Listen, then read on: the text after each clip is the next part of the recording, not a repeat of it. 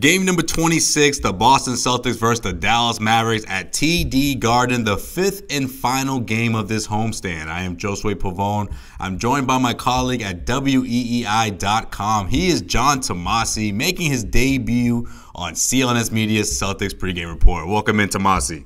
I gotta admit, I'm a little nervous. I would be too, man, but no pressure. Just don't mess it up, all right? I'll do my best. All right, let's get right into it. So the Celtics are 21-4.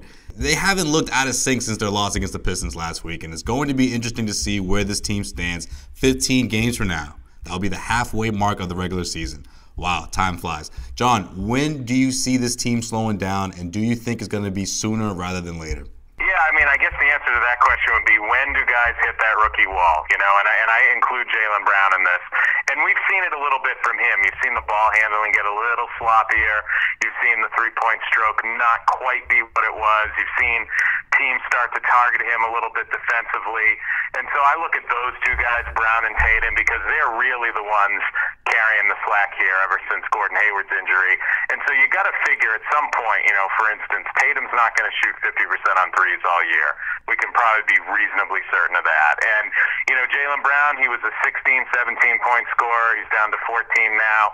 I know that's not the be-all, end-all, obviously, but it suggests a trend. And we have to not get ahead of ourselves with those two guys particularly, thinking that they're already finished products when you know as well as I do, and this is what's so exciting about this team, there's a lot of room for them to improve, and they're probably going to take some steps back, you know, in the next couple of months, right?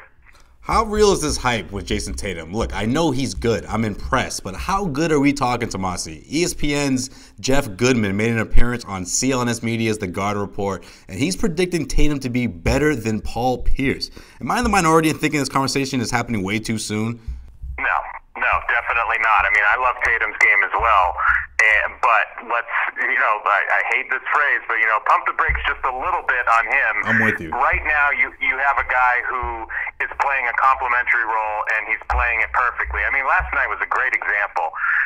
You have, 4 threes in the first quarter. You end up with 17 points on only 6 shots. A lot of other guys would be forcing their offense. He is blessed enough to be in a position where the Celtics are such a good team, they don't need to rely on him to maintain the pace that he had to open last night's game. And so when you have, or 2 nights ago, when you have guys setting him up for open threes and the defense daring him to take them, he'll make them. When the defense starts to take that away from him, he is willing to pass the ball off, to not force his own offense. I think that is maybe what's among the most impressive facets of his game, you know, that he's not forcing anything. But let us not forget what Paul Pierce was. You wrote a great story about him last year for weei.com. You know, Pierce is an all-timer. He's an all-time great Celtic. He's a Hall of Famer. I love Jason Tatum's game. We certainly see echoes of Paul Pierce when we watch him, but it's hard after, you know, 21 games to anoint him better than Paul Pierce. Yeah, it's going to be interesting to see, you know, when teams actually face the Celtics more than once or more than twice. I mean, that defense is going to eventually start buckling down more, and especially on someone like Jason Tatum who's been shining recently. Yeah, and I mean, let's see what happens when the threes aren't falling. And I'm not here to crap on Jason Tatum. I mean, he's had a great start to the season. He's been more than you could have hoped for, especially with Hayward out. But let's see what happens when the threes aren't falling. Let's see what happens when, you know, teams get a little bit of a read on what he likes to do with the ball. Even now we're seeing, you know, he gets to the rim a fair amount. He's probably not finishing with the consistency that he will when he gets a little older. So let's see what he's like as at the rim when teams are aware of exactly how he does, you know, those arm extended, long arm kind of flick of the wrist finishes. Let's just see when there's a book on him how teams defend him. This edition of the Celtics pregame report is brought to you by DraftKings.com. Head to DraftKings.com and use the promo code CLNS for a free sign-up with your first deposit for your share at $10,000 in total prizes. That's DraftKings.com. Use the promo code CLNS and get yourself paid. John, the Dallas Mavericks enter tonight's game with the worst record in the Western Conference. They've won 2 in a row. They're looking to make it 3. But either way, it's safe to say that this is probably going to be, or most likely going to be, another lottery year for the Dallas Mavericks. With that being said, could tonight be the last time we see Dirk Nowitzki hitting jump shots on the parquet?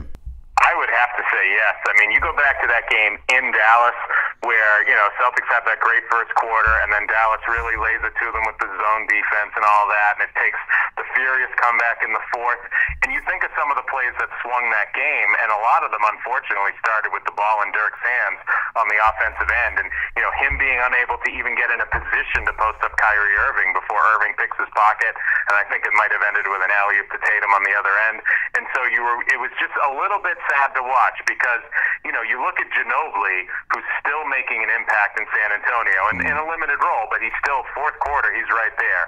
And you look at Dirk and you just say, man, maybe you should have followed the Paul Pierce path and checked out this season, at the end of last season as opposed to this one. I can't imagine there's going to be much more of Dirk. And listen, he is one of the greats.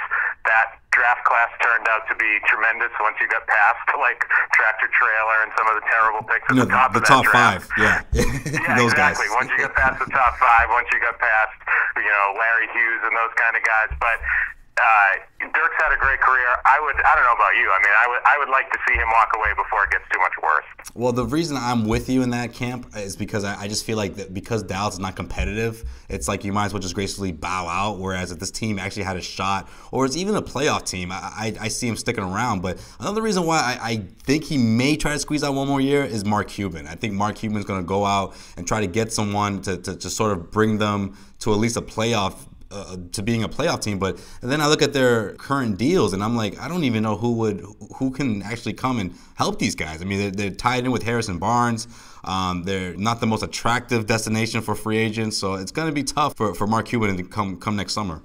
Yeah, and I mean, just look at their roster. Their roster's actually, outside of Dennis Smith, their roster's kind of old, Yeah. Nowitzki, Barea, a lot of these guys, Wesley Matthews, these are guys on the wrong side of 30. And so you do wonder how close they could be to competing. I mean, the good thing for them is that they won a title, because if they had not won that one title over Miami, we would be wondering if Nowitzki would get the Ray Bork treatment. Would he get sent to a contender for one shot at a title at the end of his career? They don't have to play those kind of games because he did win one. Yeah, imagine him donning a Golden State Warriors uniform or something just to chase a title. That could have been the case. Exactly. I mean, he'd be like their 11th man, but sure, All right, John, this is how I end all these reports. Prediction time. Who wins tonight? You got to go with the Celtics. They're at home. They want to finish this homestand strong. It's been outside of Detroit. It's been a good homestand, and Dallas just has nothing. And I think the one thing too, the Celtics will not be surprised. I think Dallas caught them a little bit by surprise at home the last time these two teams faced. Now the game's in Boston. Celtics will be ready. All right, he is John Tomase. You can check out his work at weei.com. Also, give him a follow on Twitter at jtomase. And again, check out his stuff on weei.com. I'm not just saying that because I write for them. It's good stuff, trust me. John, well done. I think you've earned yourself another guest spot sometime in the future. Thanks for stopping by. I love it. Call me anytime. And you should know, by the way, that I am wearing my 1986 era cursive Celtics hat as we speak. Oh, man, there you go. Same one that Len Bias wore, so it's not the greatest omen, I suppose. You didn't have to dust that off, did you? I mean, that's been in your rotation of hats, I'm assuming. It has. It's been in my rotation for 30 years, going back to when I was about 10. Oh, man. Thank you, Tomase. Appreciate it. All right, anytime. Well, that's going to do it for this edition of the Celtics pregame report. Make sure you check out the Garden Report directly after the game on the CLNS Media YouTube channel, where you can check out all the raw and uncut videos from the locker room and Brad Stevens from the press table right after the game. Of course, we got plenty of reaction and commentary from the parquet right after the game. You don't want to miss it. Always check out the Garden Report for CLNS Media on their YouTube channel. Weekday shows air on the Celtics Newsfeed channel, on iTunes, Stitcher, and the CLNS Media mobile app. For today's Boston Celtics pregame report with Josue Pavone, this is Josue Pavone signing off.